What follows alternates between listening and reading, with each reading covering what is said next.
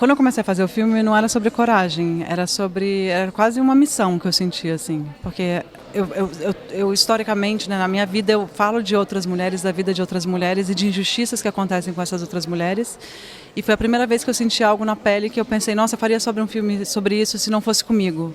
E naquele momento eu pensei, se eu não tiver coragem, e aí talvez seja a coragem de virar a câmera e registrar essa dor que eu estou sentindo e refletir a partir desse meu corpo sobre essa dor, eu não sei se eu vou ter coragem, se eu vou ter o direito de continuar fazendo filmes sobre outros corpos que não o meu. Foi um processo muito complexo, porque eu atravessava o luto do meu filho e também foi um processo de cura, né? Porque foi através do filme, de editar literalmente, de encarar a minha própria história e de conversar com outras mulheres, com outros casais que passaram por situações semelhantes, a gente criou uma grande roda.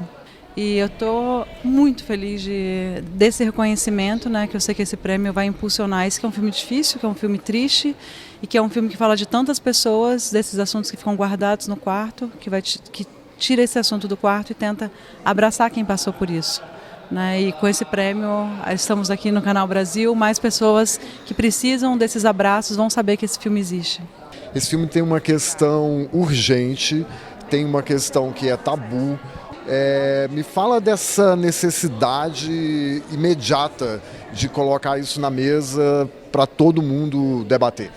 Quando a minha gravidez foi considerada incompatível com a vida, eu estava morando em Portugal, o que significa que eu fui instruída pelos médicos a interromper minha gravidez. Aquele foi o momento mais triste da minha vida e eu tive apoio de um Estado, eu tive apoio de uma rede hospitalar para que eu só vivesse a dor que não tinha jeito. E naquele momento eu senti muita raiva de pensar o que teria acontecido se eu estivesse no Brasil. No Brasil, o aborto, mesmo em caso de incompatibilidade com a vida, é um crime passível de prisão. E a cada 2 dias, uma mulher morre nesse país em consequência de abortos inseguros. Eu fiquei com muita raiva de pensar que no momento que a gente mais precisa de acolhimento, que o Estado nos maltrata.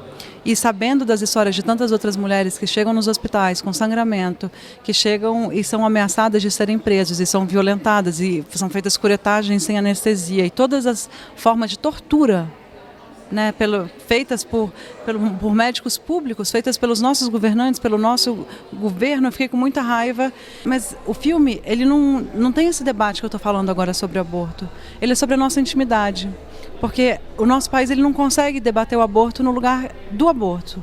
O aborto é uma discussão sobre saúde pública, sobre os corpos, sobre a saúde emocional, a saúde mental de quem passa por esse processo. A gente precisa falar disso de uma forma terna, de uma forma carinhosa, porque nessas horas a gente precisa de afeto, não precisa de pessoas rezando nas portas dos hospitais e gritando que somos assassinas. Né? A gente precisa de acolhimento, não de mais violência. Eu sei a dor que foi, o quanto foi dilacerante a gestação de um bebê que você não vai ver.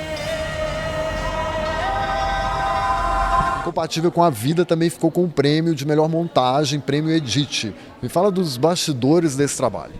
Cara, foi um processo muito profundo e muito imersivo no material. Era um material que ela já tinha filmado durante toda a gravidez dela e a perda gestacional. E depois de montar um primeiro corte só com esse material, a gente sentiu a necessidade de filmar mais.